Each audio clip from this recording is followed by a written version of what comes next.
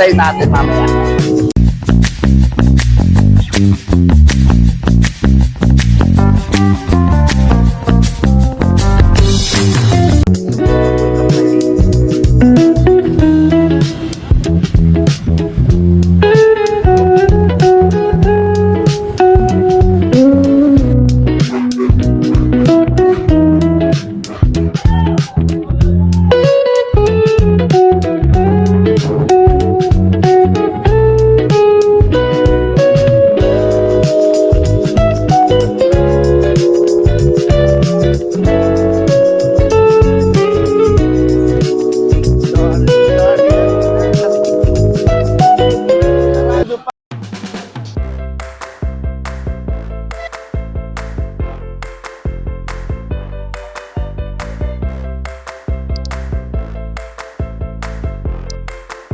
Hello, good evening mga ka-vlog. Welcome back again.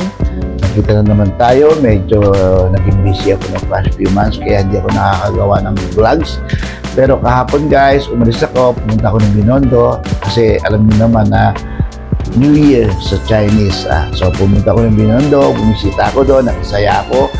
At nanood ako ng mga shows nila.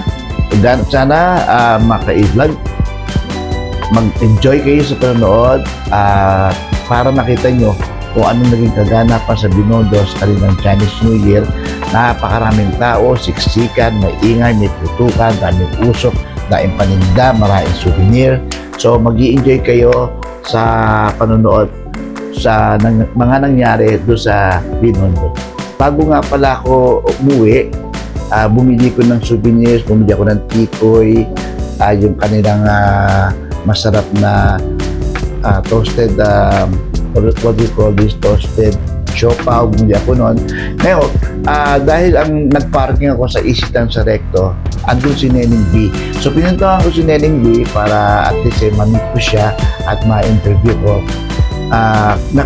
Nakita kami, kaya lang masyado siyang busy. Ang daming tao, kaya hindi ko siya ma-interview.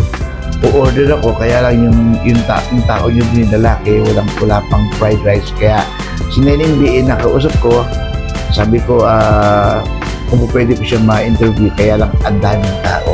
Kaya ang ginawa ko, nag-picture na lang ako sa kanya, at sabi ko siguro next time lang. So guys, panoorin nyo, sana mag-enjoy kayo sa mga tour ko kanina sa Binondo.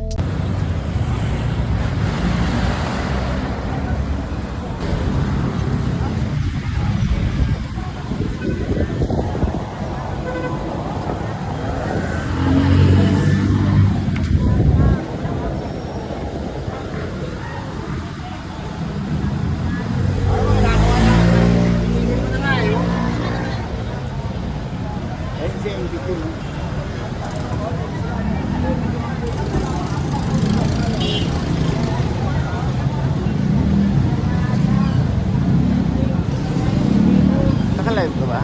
Sige. Sa video.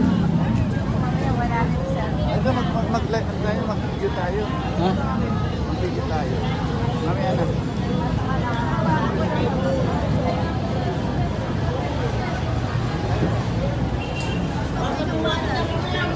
Autentic.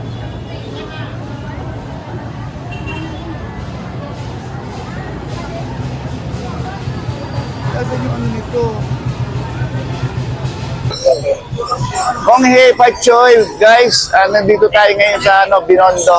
Tingnan natin kung anong mangyayari ito, anong mga pangyayari kasi dapat kagabi nandito kami kaya lang sarado yung mga street at walang madaanan, kaya ngayong umaga nag-decide kayo pumunta rito para makita kung anong mga nangyayari dito sa kanilang New Year ng mga Chinese. Teka, tingnan natin guys. Ay, daan dito. Dyan.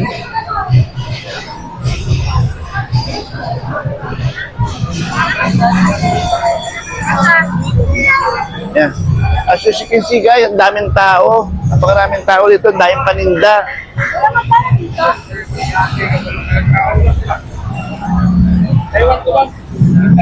Siksikan.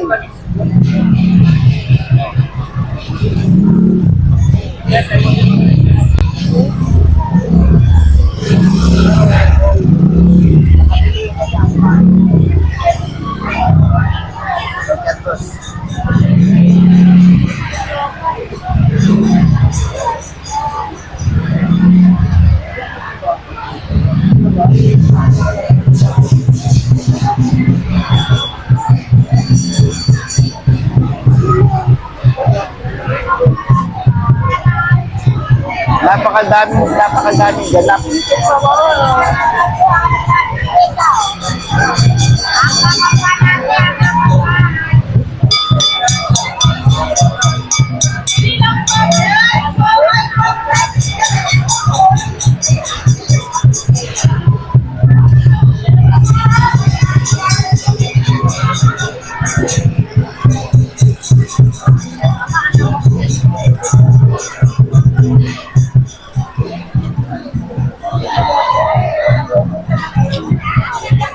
Ito, ang daming yung mga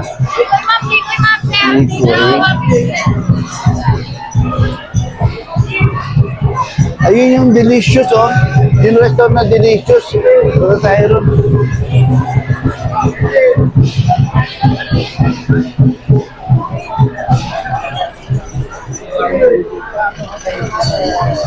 Ha? Sino?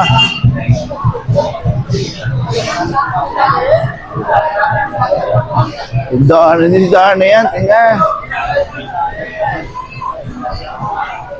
Alay guys, punta tayo sa ano, yung famous nilang mga pagkain na delicious daw. Titingnan natin talaga kung delicious na pinipilahan nila.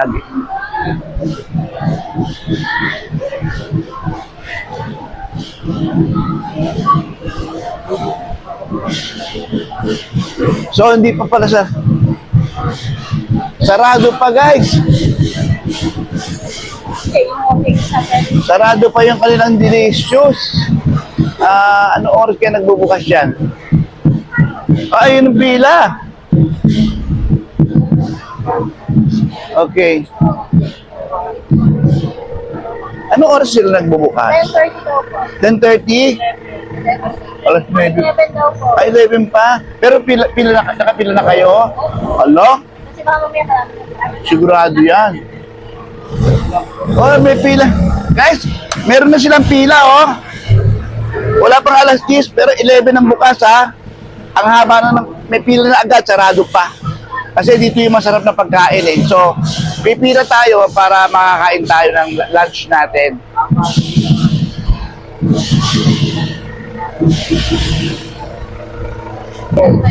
Guys, andito tayo ngayon sa Binondo.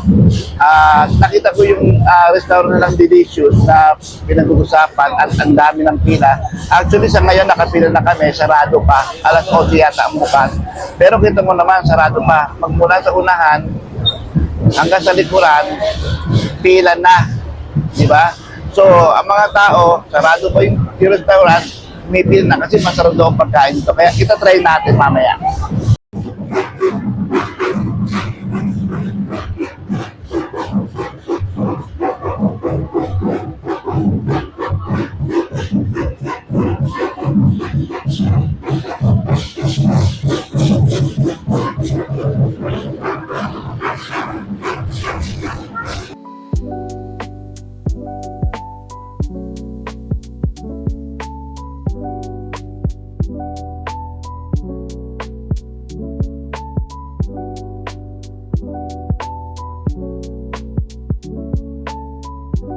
Okay. Guys, finally, nakapasok kami. Akala namin kasi hindi magbubukas. Ang dami nagre-reklamo sa baba kasi wala silang oras ang bukas. Tinatanong nila kung ano oras yung bubukas, pero walang sagot na oras. Kaya yung mga tao sa labas nagre-reklamo. Yung iba umalis na. Eh kami nga, muntik na kami umalis eh. Kaya lang, at least yung paghihintay namin mga 10-15 minutes, nag-open sila. So ito yung ano yun na guys, ito yung kanilang mga menu. Ang tiningnan namin sa menu nila, sa website nila, ang nakita kong whole chicken na doon is 295 lang. Ang whole chicken pala dito is 600. Ang mahal na pala. Tapos, ang taas na pala ng presyo nila. So, hindi ganun kamura na nakalagay sa website nila. So, ang tunay na presyo ay na doon. Parang double the price na. Okay? Thank you. Thank you. Ayan, tino mo na yung order ko. Ako nag-order na una, sana maluto na una. Pakikita ko sa inyo yung pagkain nila at titingnan natin kung gaano kasarap kung bakit pinipilahan ng mga pagkain nila dito. Saka, delicious. Okay? Okay, finally guys, dumating yung aking order. Actually, ang in-order ko is, bali, 4 na putahe at saka isang rice. Ito yung kanilang lumpiang Shanghai. Tapos ito yung chicken nila. Ito kanilang masarap daw na Mickey Bihon at saka yung what do you call this? Beef broccoli. Actually, yung nakita namin yung price nito sa sa website nila is for example, yung chicken nila, yung isang buo nila sa website nila is 295 lang. So, ang plano ko talaga, order ako ng one whole. Yung pala, pagdating dito, ang price na pala ng one whole nila is 600 pesos. So, lahat ng presyo sa website ay hindi totoo. Dahil lahat daw nagtaasan na. Kaya, eto, maraming kumakain dito, kaya ang daming pila. Kaya lang, ang nakakadismaya lang guys, hindi ko pa naman natitikman eh. Kung ganun katagal ang pila mo sa labas, ganun katagal din ang serve ng pagkain nila. So, titikman natin guys kung talaga masarap. Actually, yung rice ko, pinainit ko na to eh. Unahin muna natin itong taste nila. Ito kanilang, yan, malamig na nga siya, malamig na siya. Ito yung kanilang tinatawag na lumpiang Shanghai.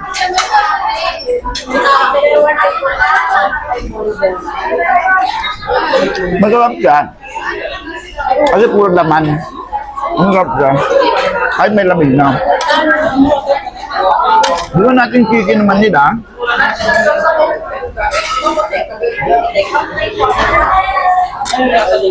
Malamig yung siya ito. Siguro sa sahon nito.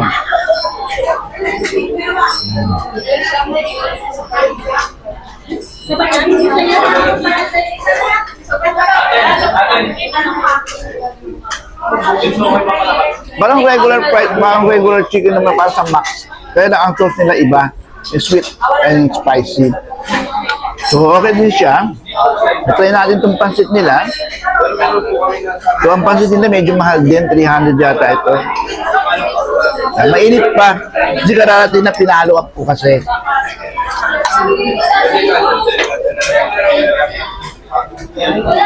Ito guys. Cheers ha.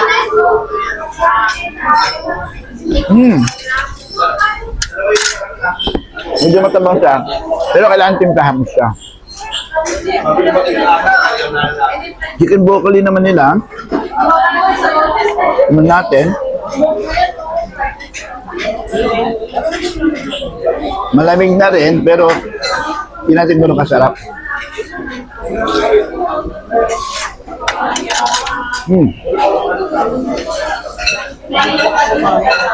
Okay lang. Hindi naman very special yung timpla nila. Actually, parang mas masarap ang magluto ng beef broccoli sa kanila. Pero, okay lang. So guys, kain na tayo. Ano? Kain tayo? So guys,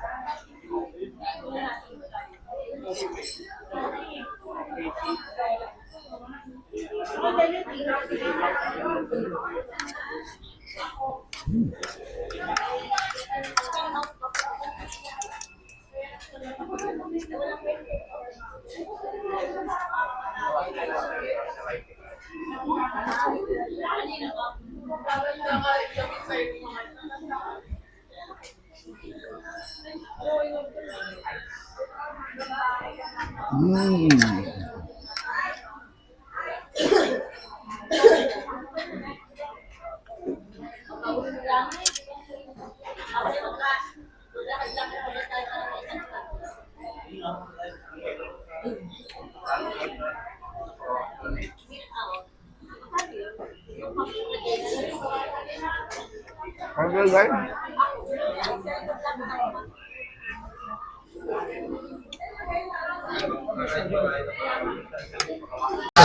Tapos namin kumain, bundat na kami. So meron mga natira pa kami, yan. Hindi na makain, so papabagal ko na lang. Ayan ang aming nakain, 1690. Okay na rin, masarap na rin, kaya lang, sabi ko, kung anong paghihintay mo sa pagpasok dito kanina, sa rin tagal na paghihintay mo bago dumating yung pagkain, malamig na. Kaya lang, syempre, busy sila, naiintindihan ko naman yun. Okay guys, mamaya pumunta pa tayo sa labas. Thank you. Anong name mo? Joanna. Okay. Ito yung bills namin, 1690. So, ito yung 1690. So, meron pa supreme 10 dyan, di ba? O, ito pa yung sa iyo. Okay. Salamat ha. Wala kasi yung dalang speaker eh. So, anyway, salamat sa iyo ha. Thank you. Hindi ka na. Okay guys, ito yung delicious nila. Oh. So, hanggang ngayon, marami pang tao. Hanggang doon ang pila niyan. Yan, nandito pa yan. So, kasi puno pa yung labas ng loob eh. Pag natapos kumain, saka sila papasok. So, halika, punta tayo sa ibang lugar.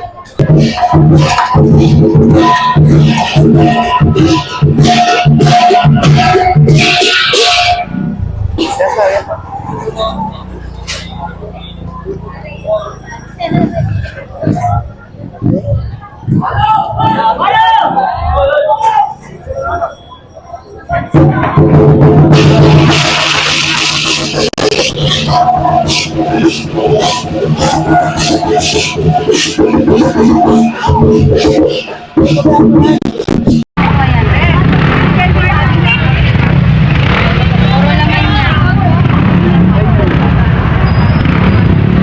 Halika, punta tayo.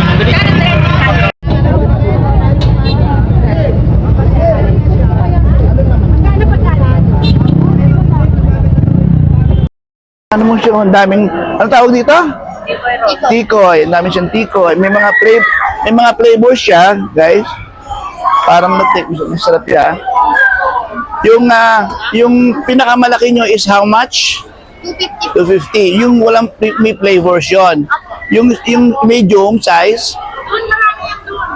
Katulad ito medium size. 200 lang siya. Ano recommend mo yung masarap? Kasi first time ako kakain yan. Ito kuya. Tapos piniprito to. Opo.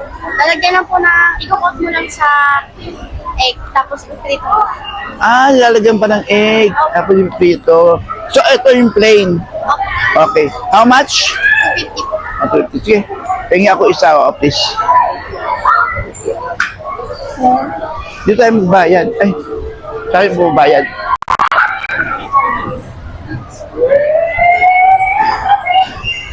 Wala pang discount pag senior? Wala. Ang kaya yun.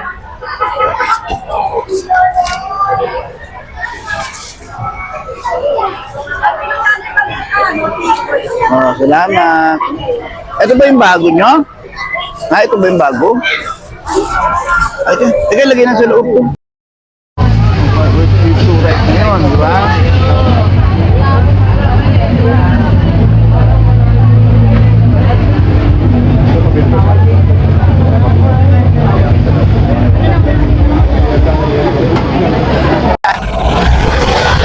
Andito ako for the first time makikita ko si Neneng B. Kasi andito yung kanyang dati sa Carriedo lang to, ngayon wala, hindi ko siya nakikita. Ngayon, wala si Neneng B. Ayun pala, si Neneng B, very simple lang. Ayun pala siya, oh. Ayun pala siya, oh. So, hihintayin natin siya. Very ano na siya. Simpleng-simple lang siya. So, mamaya i-interviewin natin siya, guys. Bibili tayo mamaya, guys. Ito rin, gineneng bilhin to siya. So, ganyan. So, busy lang sila ngayon. So, mamaya, makausapin natin siya at o-order tayo sa kanya. Okay?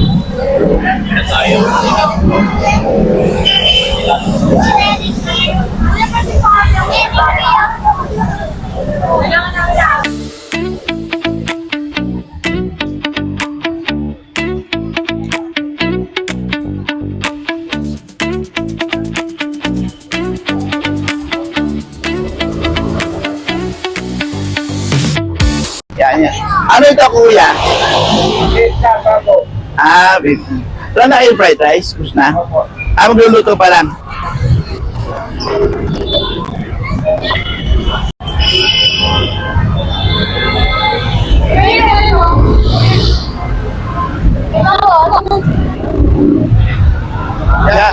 si Neneng, siya si Neneng B. Pero busy. Hindi natin siya may istorbo. Mamaya o-order tayo sa kanya.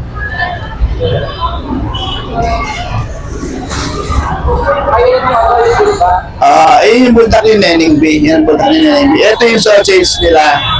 Sausage nila. Neneng, maahang ba yung buldak mo? Gaganda po kung lalagyan niyo po na ito. Okay. Ang ganda ni Neneng B. First time ko nakausap. Oo. Ang taga-taga ko pa. Yung ganyan kalit pa lang siya, sinusubaybayan ko na yan eh. Hindi po. Ngayon nun, ang laki na. For the first time, na-meet natin siya. Bibili kami mamaya ng ano mo, ng tinda mo ha. Simple-simple. Ba, Nay? Nanay mo yun? Ha? Ayun eh. Gumagalang ka. So siya si Neneng B, siya yung very popular na nagtitinda sa Kalyado. Ngayon, wala siya. Nandito na siya sa may Isitan. So kung bibili kayo, puntahan si Neneng B dito sa Isitan. So, maraming salamat sa inyo at sana huwag kayo magsasawa na manood ng aking mga vlog. Maraming salamat sa inyo at bye-bye.